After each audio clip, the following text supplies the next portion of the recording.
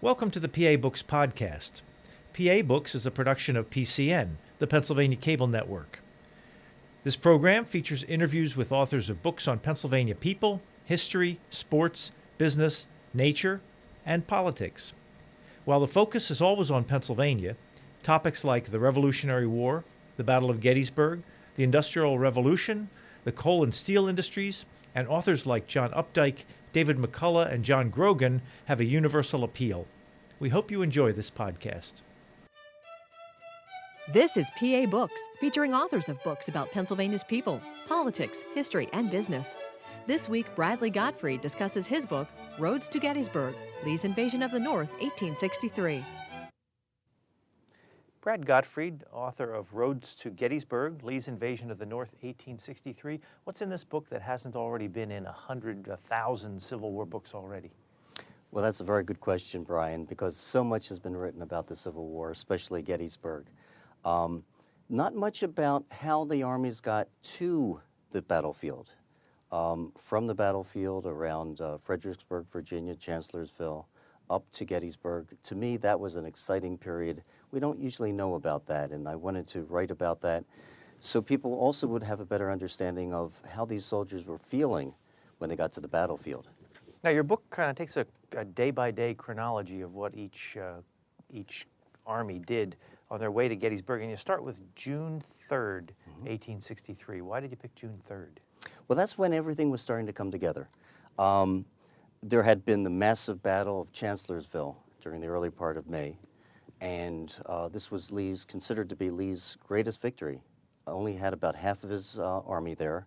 He was up against an army of about 100,000 federal troops, and he almost destroyed the army. And Lee got to a point where he said, you know what, I'm winning battle after battle after battle, and yet I'm not getting anywhere. And so maybe I need to have another invasion of the North. So the 3rd of June is when he starts to mobilize the troops. Now, this was not a split decision where he just decided all at once. He'd been planning this for many months. He had invaded before, the prior September, didn't get nearly as far as Gettysburg, actually got to southern Maryland before he was stopped at the Battle of Antietam. But now he felt this is the time to do it again because they would not get to victory without really an invasion of the North. Was there some moment that he announced to his generals, okay, we're heading for Pennsylvania? Well, it's interesting because he spent months and months scrounging troops. This was a battle where he had more troops, 75,000 troops, than he ever had before. So it took considerable amounts of time for him to get troops from North Carolina, from Southern Virginia, to work with Jefferson Davis, the president of the Confederacy, to literally beg for additional troops. Also, there was a lot of controversy as to what Lee should be doing and that wonderful army. Lee's army is considered to be the finest fighting force that America ever fielded. Should it go west, join Braxton Bragg's army and destroy Grant's army to the west?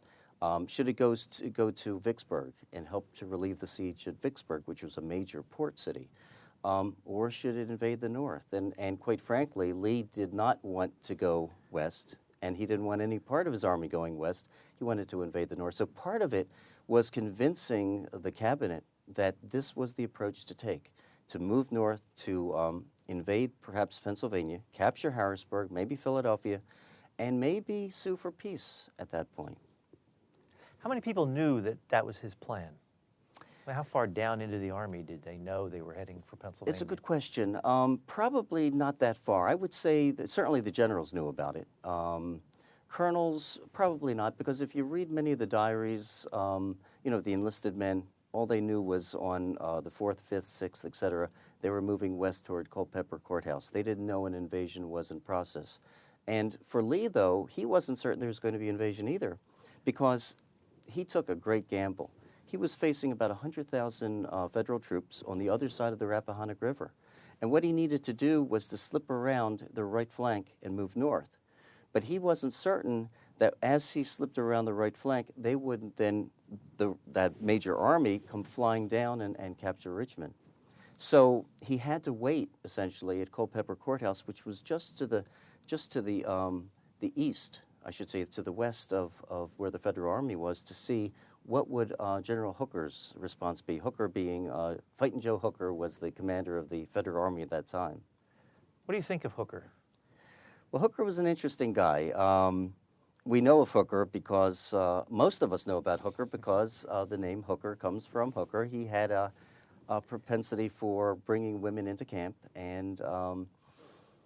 but he was very effective as a corps commander, very effective as a division commander, very political, and disliked greatly by many men in the Army because he orchestrated the removal of the prior commander, Ambrose Burnside, and it was strictly political. Even though Burnside had dramatically lost the Battle of Fredericksburg, a terrible battle if you're a Federal soldier, where all of these charges up on a fortified hill, fortified by the Confederates, orchestrated the removal of Burnside. He became the commanding general. All spit and polish. He was going to take on Lee's army. He was going to beat it. Had a very aggressive plan at the Battle of Chancellorsville. First day went pretty well, and then he started to lose his nerve, and then everything just fell apart. Stonewall Jackson's flank attack, and actually almost had a nervous breakdown as a result of it. The problem with Lincoln is he wanted to get rid of him, but because he was so well connected politically, he couldn't. He had to wait until Hooker did something either terrible that other than the Battle of Chancellorsville to be removed, or that Hooker would resign. But one thing that Hooker did was he took an army and he really built this army to be a wonderful fighting force. You know, we look at the Confederate soldiers and the Union soldiers, and yes, the Confederates won a lot of early battles, but the quality of the fighting men were comparable by the time we got to Gettysburg, and he helped to do that. Did Lincoln not like Hooker because he lost the Battle of Chancellorsville? I think he was frustrated. I don't think he disliked him for that reason, although I think he was frustrated knowing how many troops Lee had and how many troops Hooker had. But he did not like the political intrigue, and he didn't like a general becoming so politically inclined, because once you get strong allies in the Congress and even on the cabinet, you've got some real problems. And so he felt very uncomfortable with that kind of situation. Now, we're jumping ahead a little bit, but I want to ask about, while we're talking about the generals, when Hooker was finally replaced, there was a rumor among the soldiers that McClellan was coming back, and he was wildly popular among the soldiers. Why did everybody love McClellan so much? McClellan was a soldier, took great care of his men, and they knew that he was not going to commit them to charges that would be devastating to the units. Burnside and other men, they seemed to not have the kind of care, the concern that McClellan had, and so he was popular. He was visible. He cared about the men, and the men knew it. And so while he did a great job building the army, he did a terrible job in terms of the battlefield. He was very cautious. The Battle of Antietam that I mentioned earlier, when he literally had an army double the size of Lee's army. He had the orders. He captured the general orders. He knew where Lee's army was. You know, they were all dispersed. He could have come in there and destroyed Lee's army piece by piece.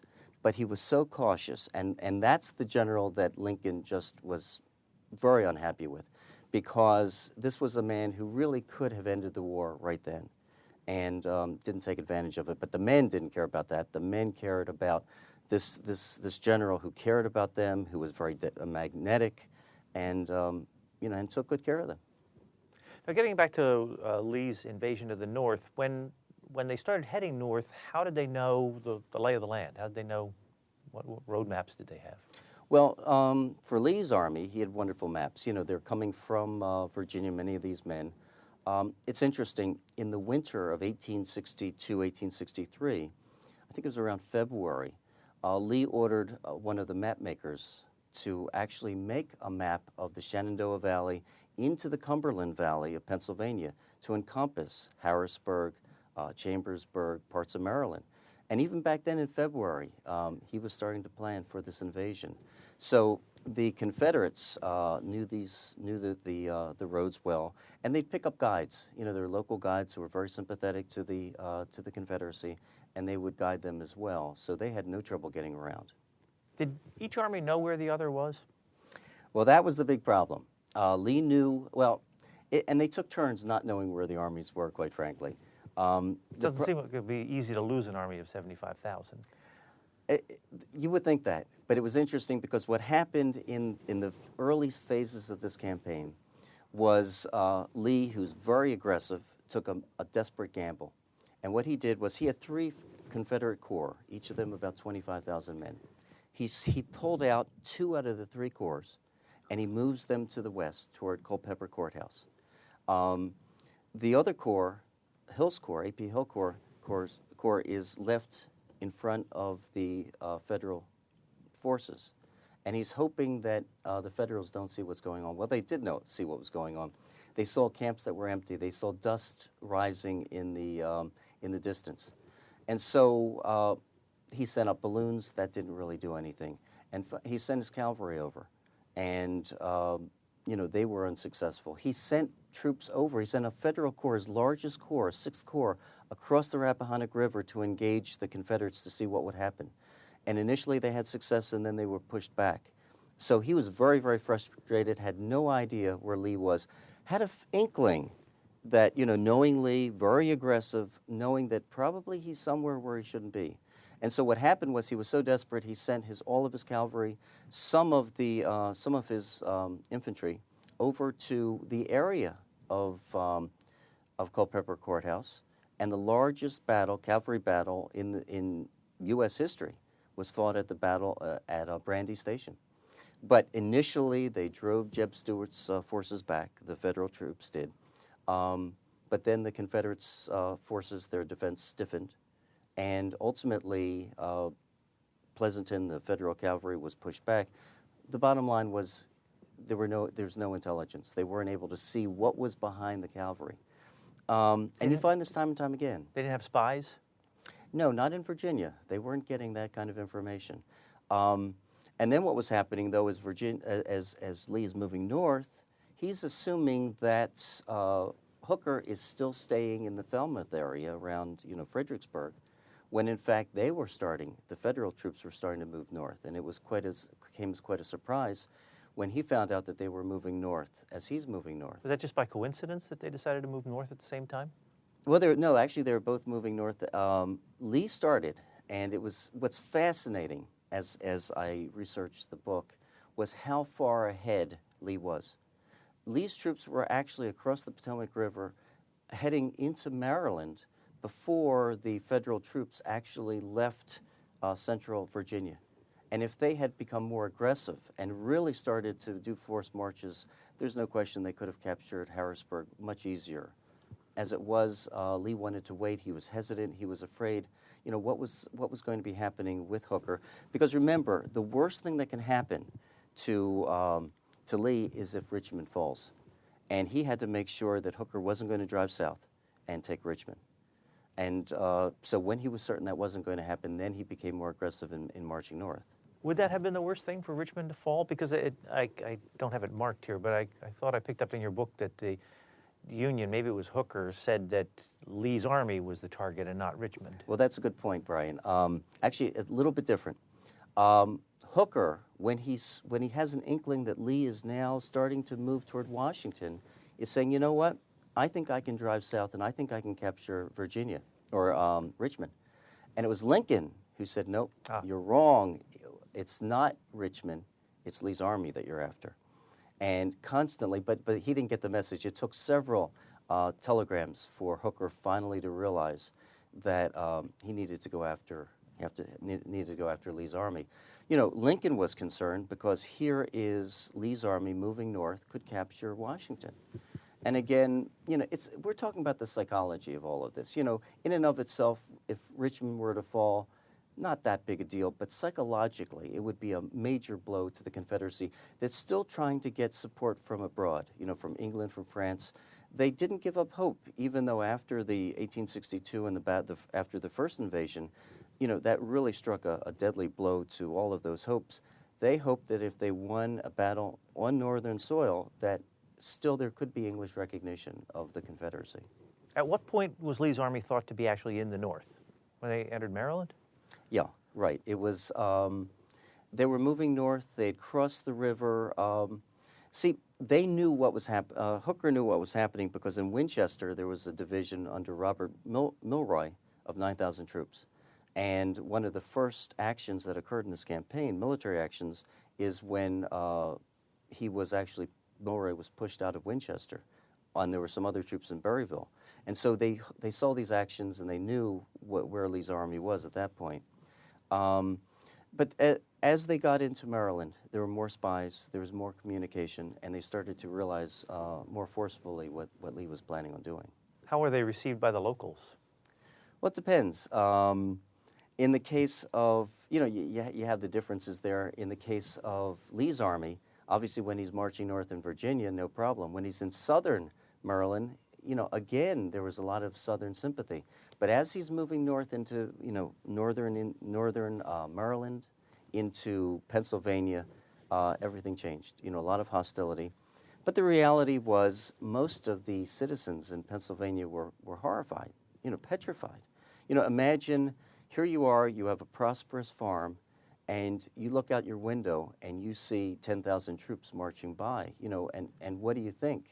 You think that they're going to burn the place, they're going to kill you, they're going to do the horrible things, which never happened. So the citizens, their reaction changed depending on where the armies were. When the Federal armies were in Virginia, again, were not well received. But when they marched up into Pennsylvania and into northern Maryland, wild enthusiasm, as you can imagine. The saviors had arrived. So when they got to Pennsylvania, they didn't plunder and pillage? What'd they do? Well, it's interesting because Lee was adamant about this. He issued two general orders, 72 and 73, within a few days of each other. When the Confederate troops were about to go into Pennsylvania on the 22nd of June.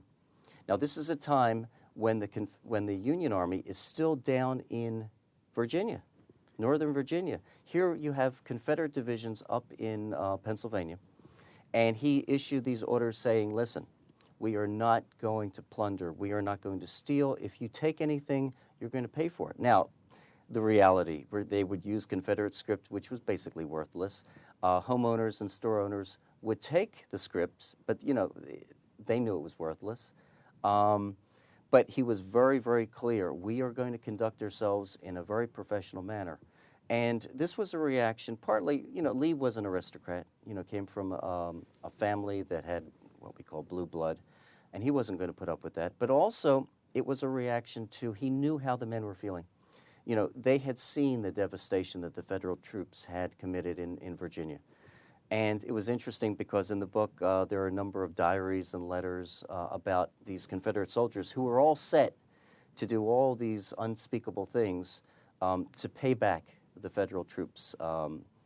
And they were very, very unhappy with Lee because they wanted that opportunity.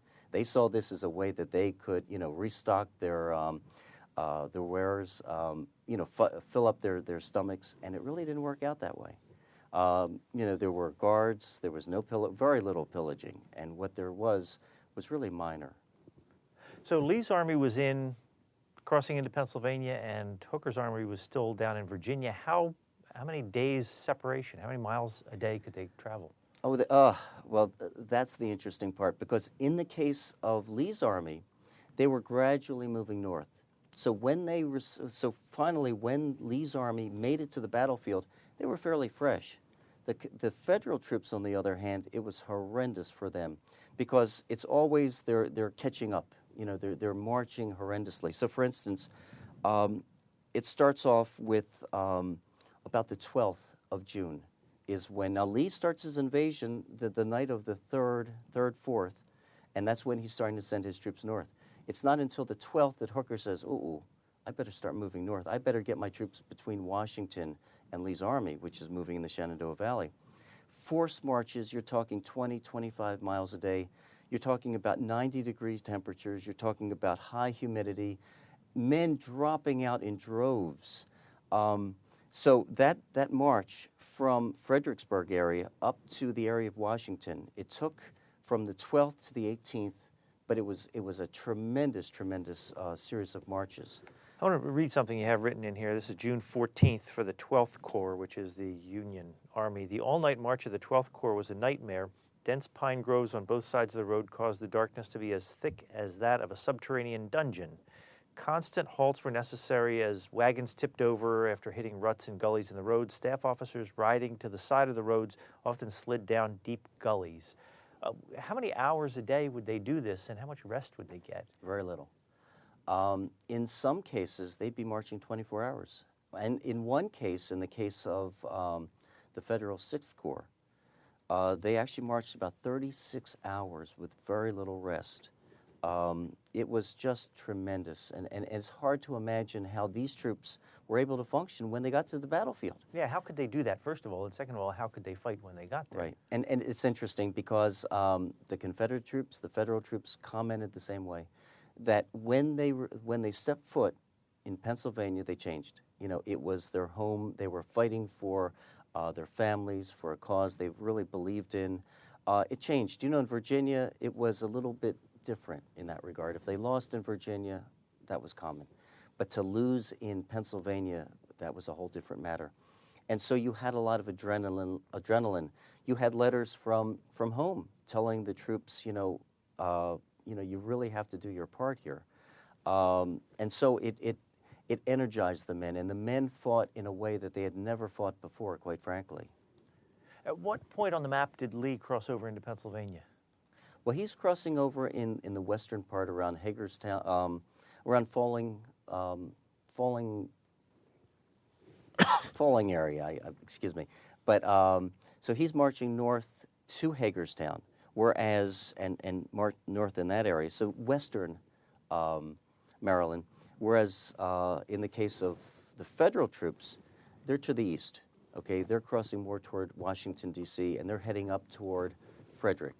So you have the Confederates to the west, you have the Union troops moving toward the central to the eastern portion of Maryland. And so far apart that they were not interacting at all. When would Pennsylvanians have realized there was an invasion on? Just by looking out the window and seeing a lot of gray? Well, it's interesting, Brian, because the governor of Pennsylvania, Governor Curtin, was very, very concerned even when the Confederate troops were still in Virginia, because he had seen Lee invade Maryland, invade the North the year before, and he wasn't so certain that it wasn't going to happen again. So even early on, when there's still, all the Confederates are still in Virginia, he's issuing a call for troops, for militia. He got none, because the Confederate threat was so far away, it was so distant, that no one took it seriously. Now, when the troops started to move into Maryland, and what really set it off was on the 15th of June, something happened that changed everything, and that was about 11 o'clock in the evening. 3,000 Confederate cavalry thundered into Chambersburg, Pennsylvania. Now, most of the Confederate troops were still in Maryland at this time and in Virginia. And here all of a sudden you have 3,000 Confederate soldiers. And they occupied it on the 15th, the 16th. They didn't leave it until the 17th. And you can imagine, if you live not just in that area, but anywhere in Pennsylvania, you're horrified because the threat is not in Virginia, it's not distant, it's right there. Then more calls for troops, and suddenly people start to answer. In fact, as I said in the book, about 36,000 Pennsylvanians answered the call, join the militia during this campaign. Now, most of them did not become, were not actively engaged, but still, they knew the threat was close enough and they really need to get involved. Let me ask you about something I didn't know about before. You have here a new military department was created, the Department of the Susquehanna, which included all of Pennsylvania east of Johnstown. General Darius Couch, a distinguished officer who had commanded the Second Corps, commanded the new department. Never a fan of Hooker, the fiasco at Chancellorsville was the final straw. He resigned from the Army and was given the new military department. So he quit the Army of the Potomac. And he was assigned to this new, so was this another army that was kind of like the Army of the Potomac? Well, it's interesting because this is a career general, General Couch, very distinguished. And he was so upset with Hooker. He didn't like him personally, he didn't like him professionally. Got to a point where he said, I just can't do it anymore.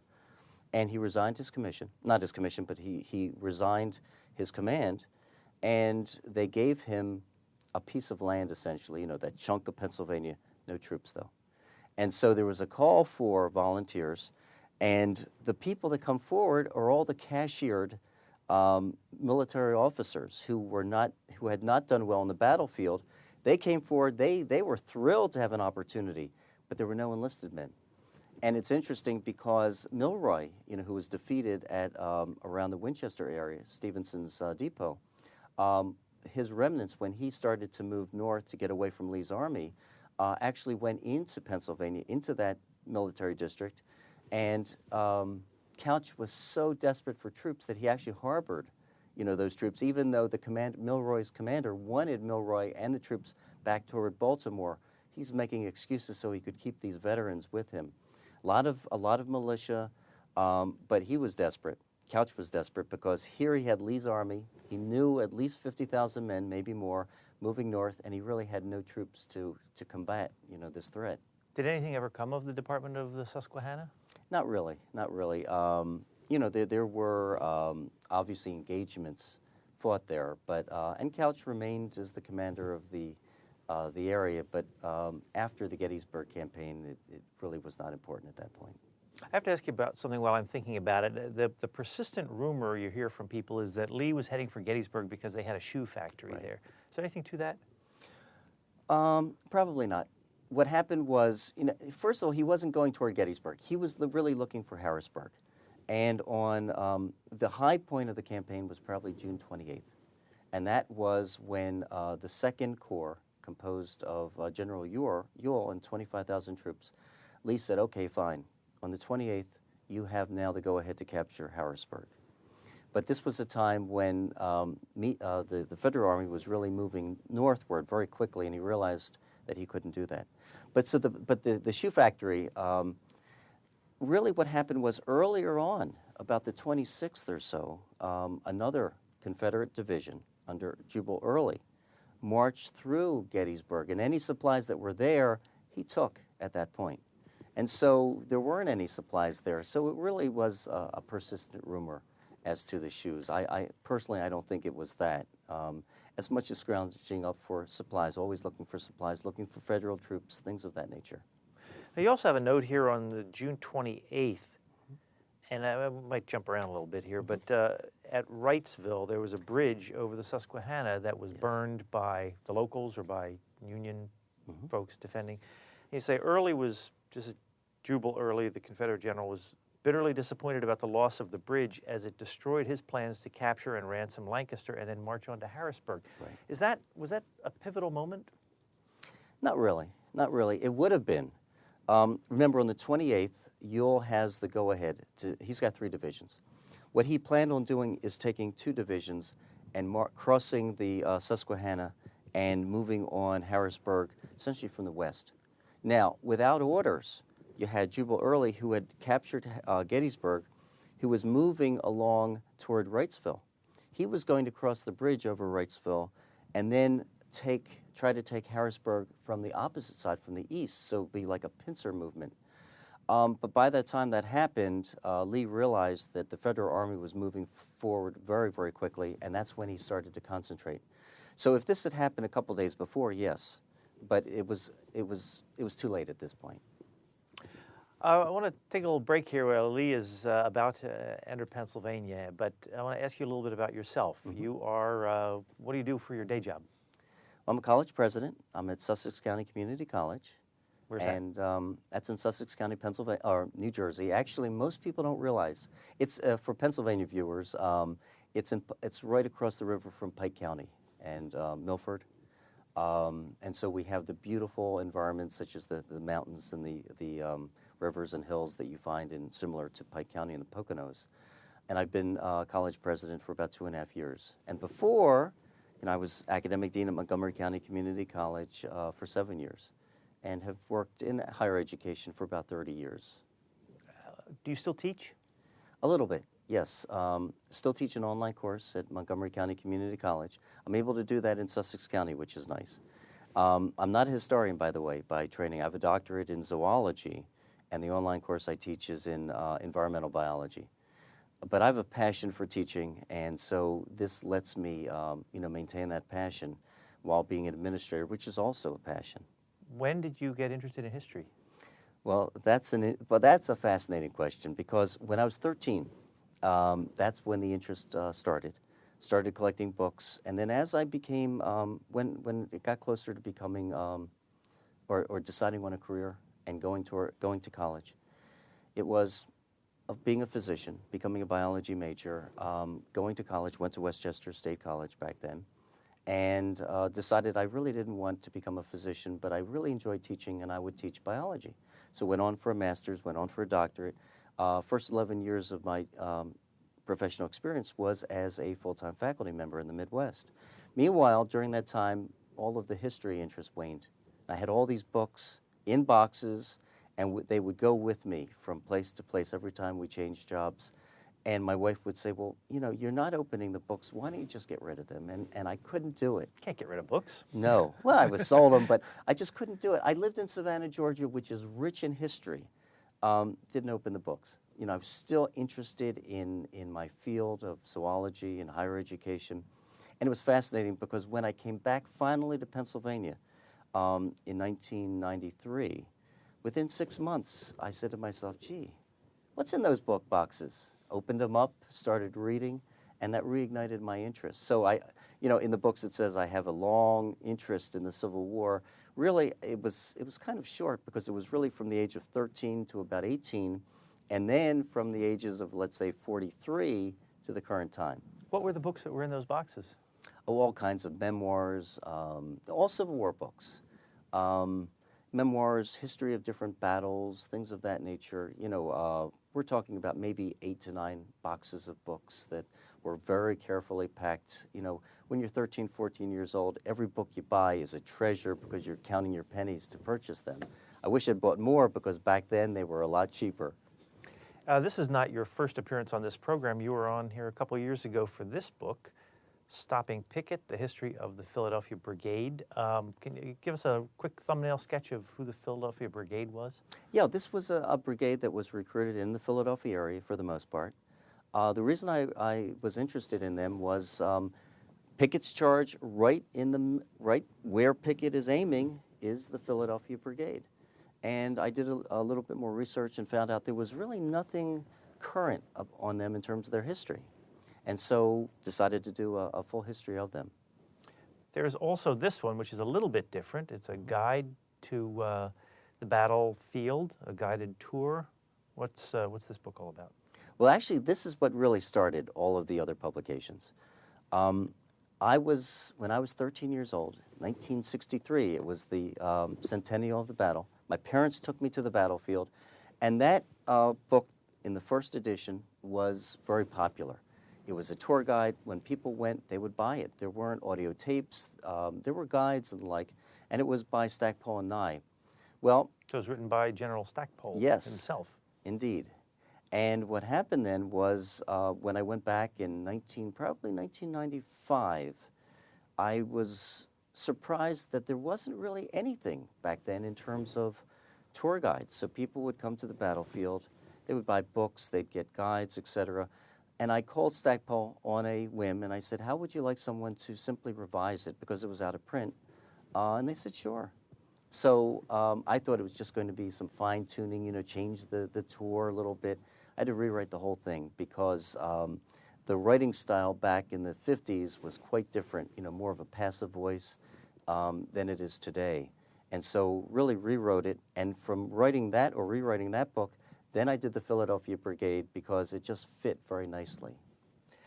Had anything changed about the battlefield or about what was known about the battlefield between the time the book first came out? Oh, yes, definitely. I mean, it is amazing how much is being written about Gettysburg. There's a magazine that comes out twice a year called Gettysburg Magazine that has professional articles, you know, about 300 pages, books galore, and there's all kinds of research continually going on. But in terms of the actual battlefield park, they changed the route a bit, and so it really had to be updated. Otherwise, people would have gotten totally lost. What keeps your interest going in the Civil War? I mean, don't you ever think, enough of the Civil War, I want to do something else? Study, I don't know, the French and Indian War or Cresaps War or something like that. There's just something about the Civil War that really captures my interest. I don't know what it is. When I go to Gettysburg, it's almost a spiritual experience for me. No matter how many times I go, and I do go frequently, I can feel it. I can feel the horror. I can feel the valor. The ghosts are there, and many people will feel that whether they've studied it or they haven't studied it. And so that's why I primarily concentrated on Gettysburg for that reason, because it was a pivotal time in American history. There's so much known about it. There's so much research that one can do about it. And the other piece of it, quite frankly, is when you go to the Battlefield Park, you see so many people. There are about 2 million visitors a year.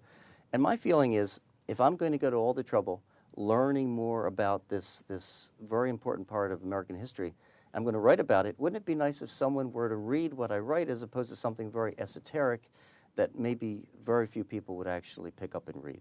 So your books are for popular audiences as opposed to the academic Most of them. audience. Most of them are. The ones that you indicated are certainly those. And I write them from the standpoint of someone who doesn't have a strong background in the Civil War. The Philadelphia Brigade, starts from when they were being recruited in the streets of Philadelphia to the time that they returned in 1864. And you don't have to really understand the strategy or the commanders or anything else, because it's really more of a human interest story. It's letters, it's diaries, and to me it's compelling that you form bonds with the soldiers, and you see the battle, you see the camp life through their eyes. And one of the things that really always does tear at me is I'll go to the War College Library, and I'll be reading a series of letters from a soldier to parents or a wife, starting in 1861, and it'll continue on, and all of a sudden, there are no more letters. And you see a tag saying killed at the Battle of Gettysburg or Fredericksburg or whatever, and you form an attachment. You know them, you know their likes, their dislikes, you know how they're feeling, and it's like a personal friend has passed away. It's hard to explain, but it's very moving. When you go to Gettysburg now, do you go with a specific purpose in mind, or you just go to kind of hang around? A couple of reasons. Oftentimes I'll go for book signings. I'll go, well, like for instance, I'll do tours. I'll be taking people from Sussex County over and explain the battle. We actually rent a school bus. It waits for us at the Cyclorama Center. Hop on the bus and off we go for about 4 or 5 hours around the battlefield. A lot of times it'll be to use their library in the Battlefield Park. A wonderful library, wonderful people who staff it. And so a variety of reasons. Seldom do I go to just hang out, so to speak, as much as, something else is bringing me there. Like, for instance, after this interview, I'll probably go there because it's so close. You remember the first time you went? Yeah, with my parents in 1963. They took me. The 100th anniversary of the battle. That's right. And they didn't know what to make of it. Here was their son who had a passion for the Civil War and for Gettysburg, desperately wanted to go, and as good parents would be, they took me, and were very patient as we hired a guide and drove around the battlefield. I want to ask you about this book. Now, this book is published the same year as your newest book. I mean, it's also a new book, and this is bigger than all your other books combined, I think. Yes. It's 700 pages, something like that. The Brigades of Gettysburg. If someone buys this, what do they get? You might think it's an encyclopedia, but it really isn't. Basically, what I've done there is to take every brigade, and there are almost 100 of them in the Confederate Army and the Federal Army, and to follow what they did from June 28th as they're approaching the battlefield up to the time that they leave the battlefield. Because what I was finding is so many people have a strong interest in Gettysburg, but they only know what's going on at certain times. So for instance, I always talk about the Iron Brigade, very active on July the 1st, on McPherson Ridge, on Seminary Ridge, just a battered unit. But then you lose track of them. Most books, nothing after that. But what happened to these men? Where were they on July 2nd and July 3rd? And it turns out on July 2nd, they, at least the 6th Wisconsin, had a major role in saving Culp's Hill, which if it fell, it could have caused the defeat of the Federal Army. So basically, it takes each of these brigades and follows them through. And again, through the eyes of the men, using a lot of letters and diaries. I want people to feel the battle. Not just to read it in terms of what the author thinks what was happening, to weave as much as I possibly can of the firsthand accounts. So is this one a book that you could read cover to cover, or is it more designed as a reference book? I think people who are interested in the battle certainly could read it cover to cover. Oftentimes, when I started writing it, there was that battle that I had, that discussion in my own head. Should it be more of an encyclopedia, or should it be something that's highly readable? I think most people are going to pick it up and say, gee, and pick at different brigades and say, okay, today I want to learn more about what was happening on July 1 around Pope's Hill, for instance. And so they might get to Johnson's division, Confederate division, or might get to the Wadsworth's division and pick out from there. But it's a different book than the others, which I think is more along the lines of people who really have a stronger interest in Gettysburg. How long did it take you to put this one together? A couple years.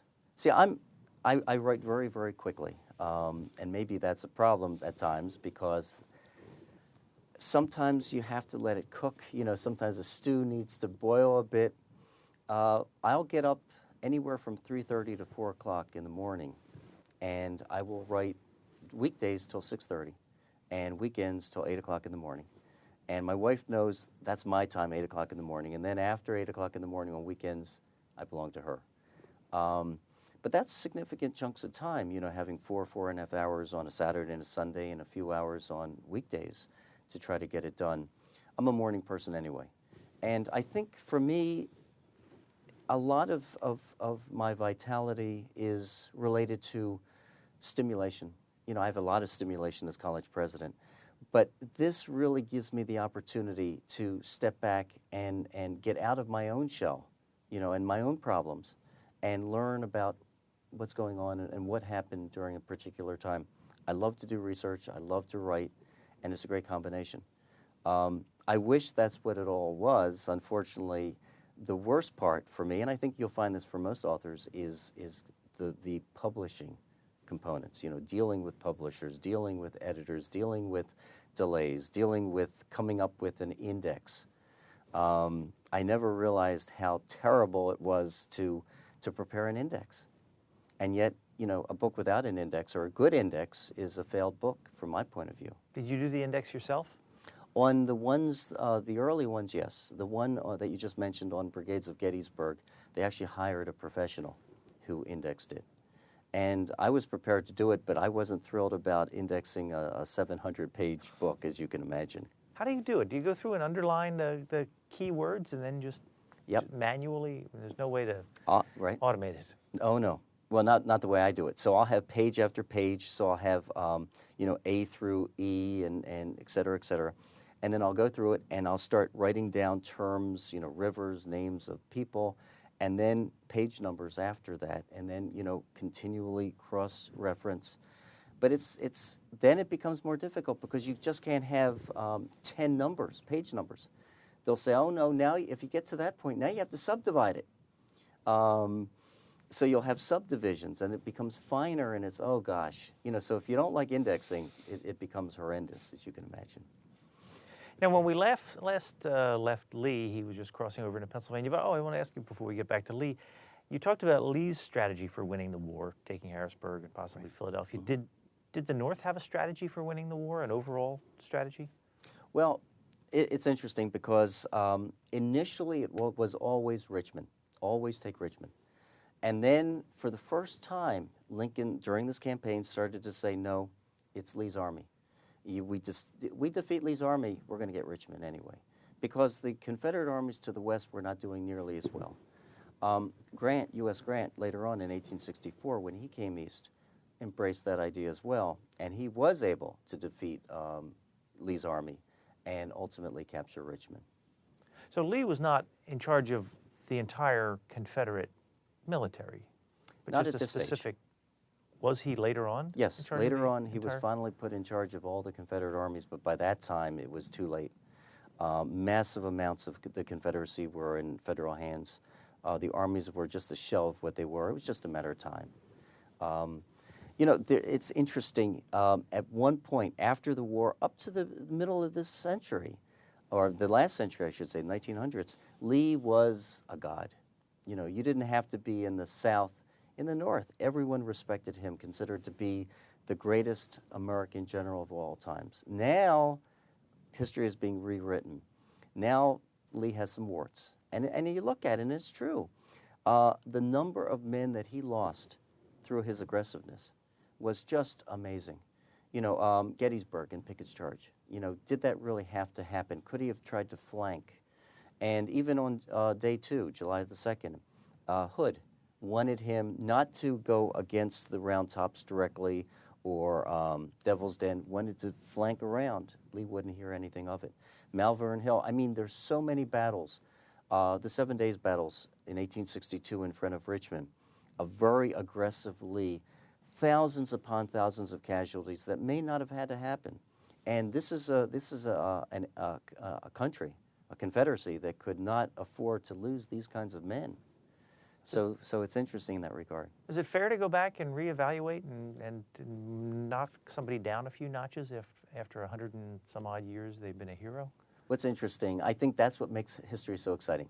You know, and you know, sometimes we hear about, not sometimes, all the time, you know, kids in school say, history is old, it's boring. No, it's vital, because we're always reinterpreting, we're always getting additional information, we're always learning more about it. And so the freshness is always there. You know, I know that no one will ever know as much about Gettysburg as they could, because constantly new letters, new diaries, new interpretations are being developed, and that's what makes it exciting. Well, that leads to the next question. Is the reinterpretation of Lee necessarily any more accurate than anybody thought all along? Or is it just a trend that, well, you know, we counted him as a hero for the last 100 years, so let's change it and count him as something else? I think it is the latter.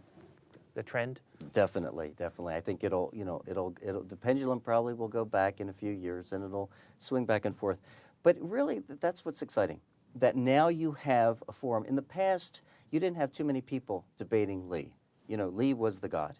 But now you have heated arguments in print and face-to-face, and that's exciting, to have that kind of stimulation. Who is history treating more kindly these days? I mean, whose star is on the rise in history? People like Meade. You know, Meade was really vilified. A Pennsylvanian. Definitely, and a very fascinating character. You know, took over the Army early morning of June 28th, thought he was going to be cashiered when Colonel Hardy came into his tent, thought he was actually going to be relieved of command, had no conception that he would have actually been promoted to command the Army, always wanted to command the Army, and would write to his wife saying, I'm just not politically connected enough, I'm never going to be able to do it. And so here he is in 1863 now, given what he really wanted. And you know what they say, the worst thing that can happen to you is getting what you want. You know, vilified by Lincoln after the battle because he was not aggressive in going after Lee. Was content to have beaten Lee, driving him south. He felt that was good enough. And quite frankly, even in 1864, he commanded the Army of the Potomac. But when Grant came in, then Grant really did take over. And so Meade has always been pushed to the side as someone who was less than able. And I think people are now reevaluating his contributions and saying, you know what, maybe he did take the best approach. And certainly at Gettysburg, he did take the best approach in terms of, you know, find the hills, settle in, and then just beat back all of these attacks that Lee threw against his army. That was Meade's idea? Oh, yes, right. Meade was always a cautious general, a defensive kind of general. And that's, you know, it's interesting because James Longstreet, you know, Lee's right-hand general of the First Corps, wanted Lee to do the same thing. Find high ground, you know, take it, hold it, because he knew that the Federal Army could not allow a Confederate Army to stay in Pennsylvania. And Lee said, no, we're going to go after them, and we're going to beat them. And then we're going to continue north. So it's interesting, it wasn't just Meade who felt that way, it was also some Confederate soldiers who felt that way as well. So Lee, we're still trying to follow Lee into Pennsylvania. At what point did Lee set foot in Pennsylvania for the first time? Oh, it was about the 27th or 28th or so of, he was lagging behind with Longstreet.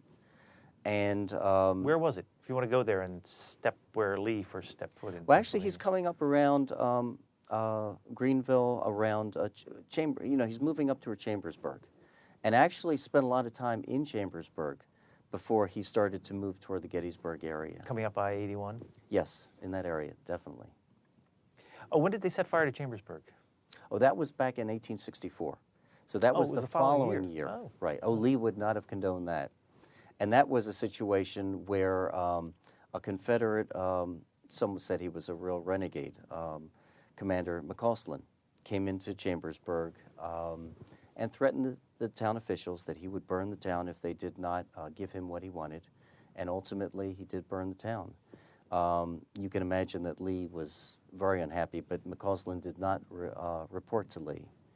And a lot of it was reprisals. You know, here was General Hunter, down federal commander in the Shenandoah Valley, who's setting fire to private homes, to fields, and this was also retribution in that regard as well. Now, as all the armies were converging on Gettysburg, were there little battles along the way? Not too many. You talked about Wrightsville. There was a skirmish at Wrightsville, primarily between a hardened Confederate brigade, John Gordon's brigade, and these militiamen. Also, we had around Gettysburg, I believe it was on the 26th of June, you had a very large militia regiment, the 26th Pennsylvania Militia, coming up against a full Confederate brigade, battle-hardened, and as you can imagine, they didn't do very well. What was fascinating about that, and I talk a little bit about this in the book, captured about 175 of these Pennsylvanians, wonderful, you know, blue uniforms. They looked like perfect soldiers, but they had never fired a gun before. So here's this grizzled old General Early, little guy, whiskers, you know, spitting tobacco. He lines up these militiamen who had just been captured, and they're afraid they're going to all be shot in the town square in Pennsylvania, in Gettysburg. And he says to them, listen, you've got to stop dressing up as soldiers. You're not soldiers. I'm going to let you go, and you go back to your mamas, because if you stay in this kind of situation, you're going to get hurt. And they scattered very, very quickly, as you can imagine. There were skirmishes between the cavalry, you know, at the mountain passes early on in Virginia, where Lee's army is moving up the Shenandoah Valley. And you had, you know, the Blue Ridge Mountains that were actually shielding the view of the federal troops. So you had on the east side of the Blue Ridge Mountains, you had the federal troops. You had on the west side, you had Lee's army, and you know, the federal troops. Hooker didn't know where Lee was because he couldn't get through those mountains, but there were gaps. So Lee had his cavalry under Jeb Stuart at those gaps. Pleasanton, the federal commander, cavalry commander, is trying to force those gaps so he can get beyond them to see where the Confederate infantry was. So a lot of cavalry battles were going on as well. Also, about a mile from where we sit, there is a sign that says, is it Jenkins Cavalry? Yes. Was the northernmost battle of the Civil War. Yes, that's right. What happened there? Well, he got within 8 miles. This is about the 28th of June. He's scouting the approaches to Harrisburg. What's happening is Lee is now about ready to give orders to Ewell, take Harrisburg, and Ewell needed some cavalry to scout the approaches. And so Jenkins got within 8 miles of the town. Actually, a detachment actually got to the outskirts of Harrisburg. And there were some skirmishes going on there between primarily militiamen and this cavalry force, but nothing major. You also set the scene in Harrisburg, and this is June 16th, so this is 12 days before the battle, right in our neighborhood here. And you say all-out panic began to grip Harrisburg. Records, portraits, and other valuables were removed from the State House and sent to safety. Shops were boarded up and merchandise sent to Philadelphia for safekeeping.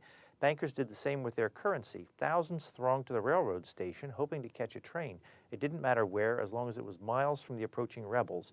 One observer wrote that the movement is no longer a flight, it is a flood. Mm-hmm. Must have been quite a scene. Oh, I can't imagine. Did much of that happen in other towns in the advent of Lee arriving? Oh, yes.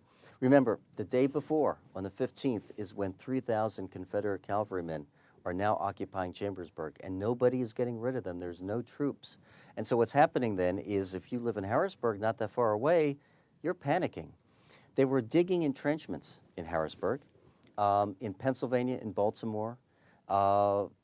It's amazing to think about the panic because now it was a tangible threat. You had Confederate troops in Chambersburg. Who knew where they were going to go? Who knew what was behind them? And who knew what was going to happen in the future? So a lot of panic in Pennsylvania, in Philadelphia, in Baltimore, even in New York City. And it's interesting. When Lincoln called for militia, he asked for about 150 additional militia. The only two states that really responded was New Jersey and New York. And it wasn't that they were being benevolent. It was because they knew they were next unless they acted. Your book has a short chapter on July 1st and a very short chapter on July 2nd. How did you decide to wind down the book? I mean, what happens at the end? We're not really giving away the end. Mm-hmm. They all arrive at Gettysburg. Yes, they do. How did you decide to end it? Well, basically, for me, it was when all of the units finally arrive on the battlefield. And so it's interesting that the largest federal corps, the 6th Corps, was in Westminster and Manchester, Maryland. They had the longest route to travel. And so it took them July 1 into July 2, actually the afternoon of July the 2nd, about 4 o'clock, to reach the battlefield. So when the last unit reached the battlefield, the book was over. But the interesting thing is the battle obviously was occurring at this point. So that's why July 1, there were units reaching it at that point, and also July 2nd. But the second, that chapter, obviously is going to be the shortest because most of the troops were on the battlefield by July the 2nd. Do you have another book in mind? I mean, what happens after this? Or do you have 10 different books in mind that you want to write? That's the problem. I have so many ideas that I'm saying which way to go. Actually, I have a book that should be coming out fairly soon by White Mane. It's called, you'll never guess the topic, Brian. It's about Gettysburg. It's the artillery of Gettysburg. Most people don't realize the major role that the artillery played. We primarily think about the infantry. The artillery played a large role, especially the Federal artillery. The Confederate really didn't play that big a role. Theirs were largely ineffective. And so this takes the battle from July 1 through July 3 from the standpoint of the artillerymen. And obviously I draw on a lot of resources of the infantry, but the role that they played. So that's finished, that's in the hopper. And now I'm looking at other kinds of projects. I may be doing a full history of the Confederate artillery during the Civil War. There was something on Lee's Army. There was something on the Federal Army of the Potomac artillery, but nothing on the Confederates. I may do something on Valley Forge, another tour guide on Valley Forge. For me, and this may sound a bit odd, when I go to Valley Forge, when I go to Gettysburg, it's almost like we owe something to these men and women. And I'll go to Valley Forge, and I'll see that there's really nothing there in terms of materials that people really understand what these men went through when they encamped there, during the Revolutionary War. Same thing with Gettysburg. I want people to be able to go and really understand the sacrifices. You can watch the movie Gettysburg. You can go through the visitor center. There's many ways that you can get a flavor, but the tour guides I think are critical because people can drive around and see what happens. What bothers me, quite frankly, is when people come from a great distance, and you see many people do this. They'll take the tour, they'll read the sign, but they don't know really what's going on. They don't understand the significance of it. And if I can play even a small role in helping people understand what really happened, I think it makes a difference, and it helps me to justify some of that sacrifice. This is the book we've been talking about. We've been talking about quite a few, but this is the main one, Roads to Gettysburg, Lee's Invasion of the North. Brad Gottfried, thank you very much. Thank you, Brian. You've been listening to a podcast of PA Books, a production of PCN, the Pennsylvania Cable Network. We'd like to hear from you. Our email address is pabooks@pcntv.com. Like us on Facebook to learn more about PA Books.